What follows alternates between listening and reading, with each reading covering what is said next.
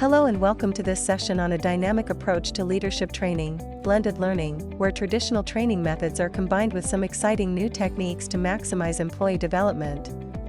Blended leadership training combines the best of both worlds, traditional classroom sessions and innovative online tools.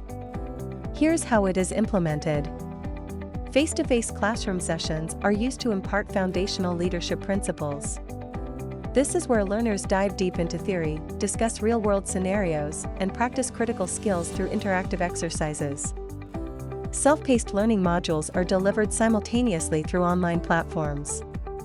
The custom e-learning modules allow learners to study at their own convenience, accessing resources, quizzes, and videos that reinforce key concepts. VR simulations offer a unique experience by making learners step into scenarios that replicate real leadership challenges. This enables them to make decisions, receive instant feedback, and refine their leadership style in a risk-free environment. Peer learning is an integral part of blended learning that allows learners to collaborate with colleagues through group projects and discussions. This helps them to share insights, learn from diverse perspectives, and build strong networks within the organization. The blended approach isn't just about learning, it's about learners applying what is learned to drive positive change within teams and the organization.